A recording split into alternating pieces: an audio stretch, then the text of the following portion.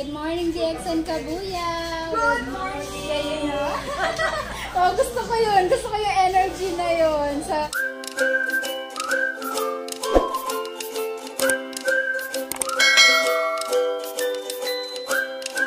Kasi simple way ko to of giving back.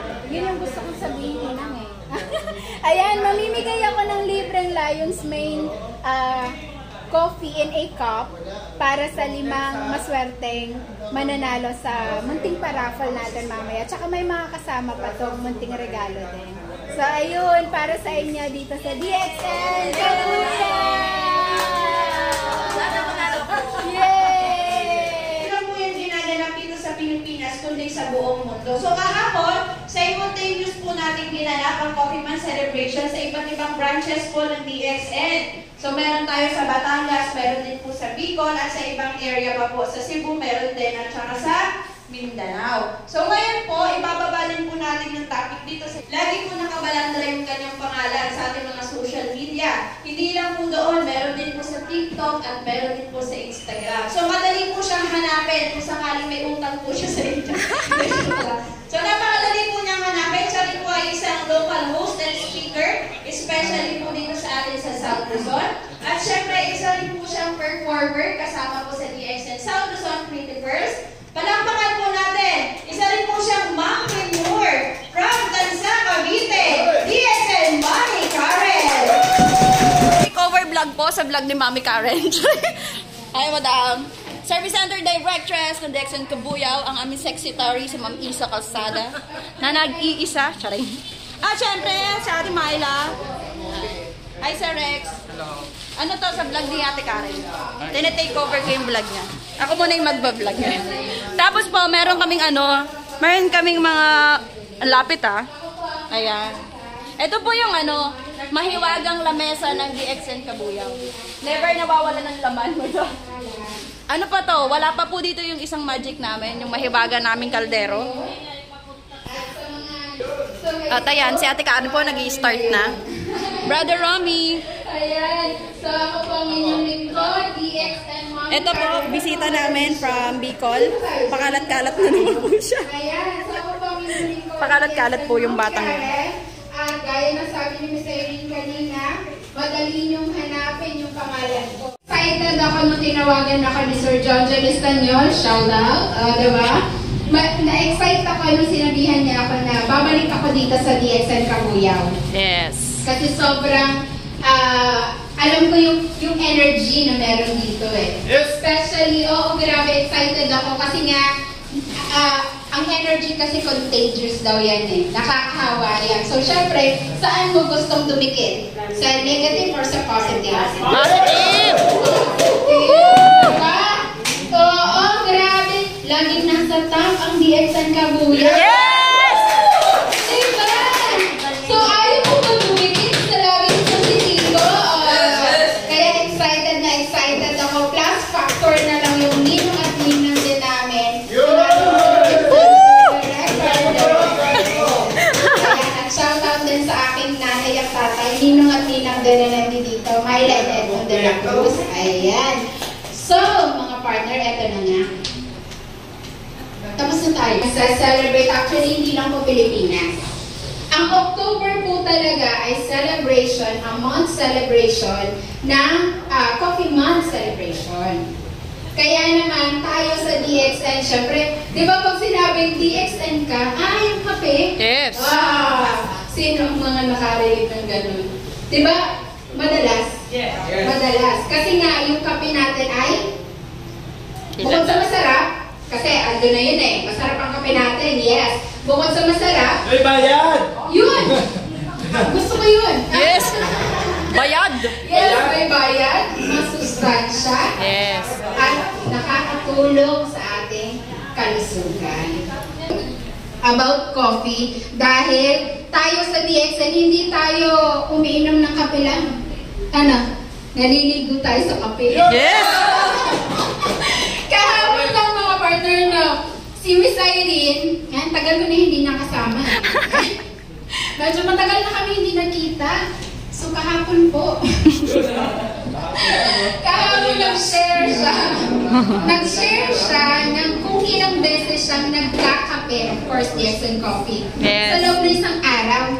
Ang kagandahan sa ating kape, maadik man tayo, may balik. Yes! Dalawa pa. Ayun o, kalusugan at Kaperahan! ito po ay coffee plant was discovered sa Utopia pa noong 19th century. So napakatagal na, no? Kaya naman talagang lumaganap na siya ng gusto. Nagkahawaan na ng mga adik sa kape. Ayan. At ang amoy ng plant na to, ng halaman na to, ay smell siya ng jasmine and had white blossoms with red fruit. Ito yung kanyang history. It wasn't long before the people began to take the leaves of this plant and boil them to make a flavorsome of beverage. Noon po, ang inumpisahan nilang itry is yung mga dahon. Pinakukuluan nila yung mga dahon na yun. At yun ang inumpisahan nilang tikman. So, original people began to believe this beverage has or had medicinal value. Meron pala itong or medicinal properties. May tulong na ibibigay sa ating kalusugan.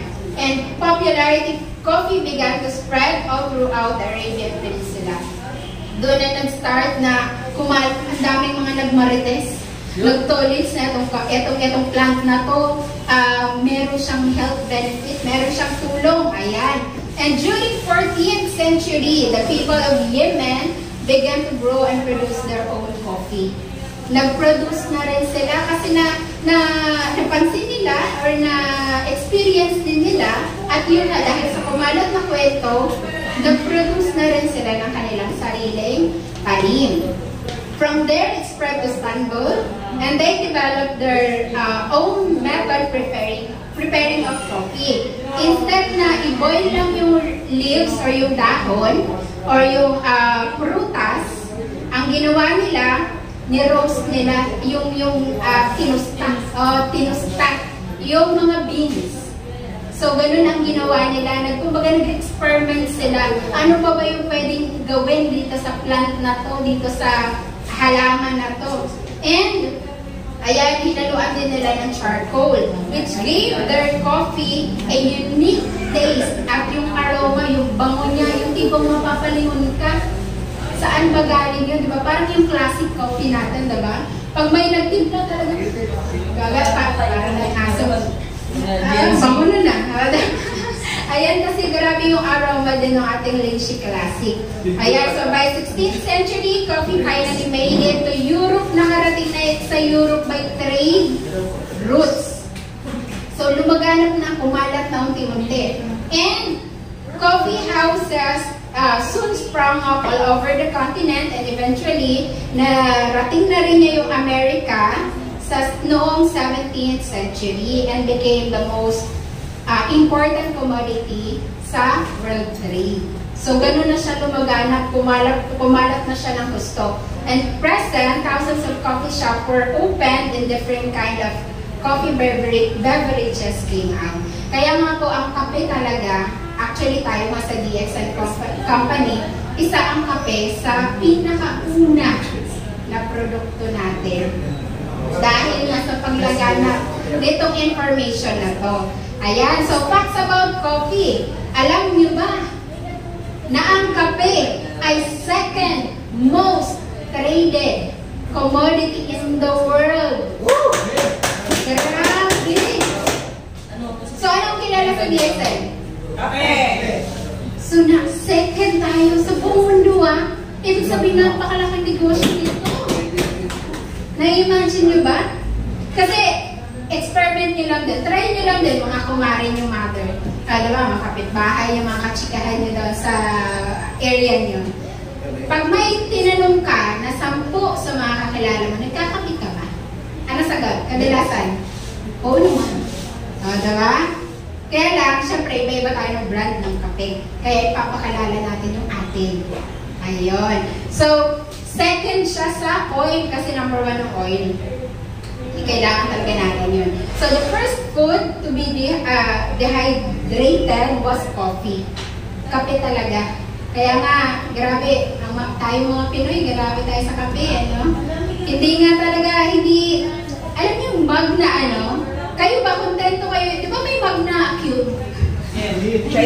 Chinese man. Kontento kayo? Yes! Ako yung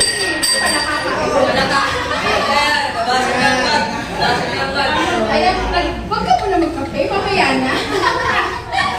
Ayan, so 40% of world's coffee is produced by Brazil. So Brazil, ang laki pala ng ng part or ng porsyento ng kape na na-produce galing sa Brazil. At chemist George Constant Washington invented instant coffee. Siya yung naka-invento. Diba? Kasi syempre marami sa atin busy lagi. Diba? Mas gusto natin yung instant na. Yung tipo ilagay mo lang sa mug mo, lagyan mo mainit na tubig, haluin mo, inom na. Hindi yung maglalaga ka pa, may proseso pa, sasalain mo pa. Kasi, diba yung kapin-kapi ka na, ang tagal naman yung sinasala ko. Diba?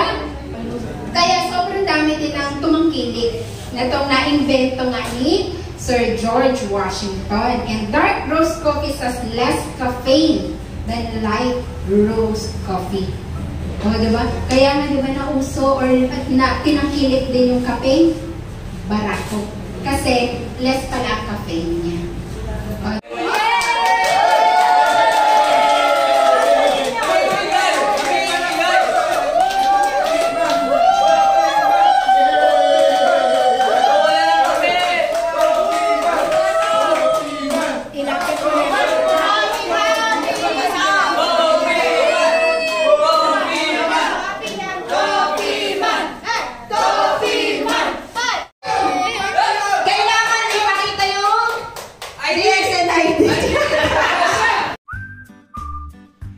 Congratulations po sa lahat ng nanalo sa aking munting paraffle para sa activity natin na to. Masaya po akong magbahagi sa inyo ng kakaunti para mas maging masaya ang ating mga ganitong activity. Congratulations muli sa inyong lahat!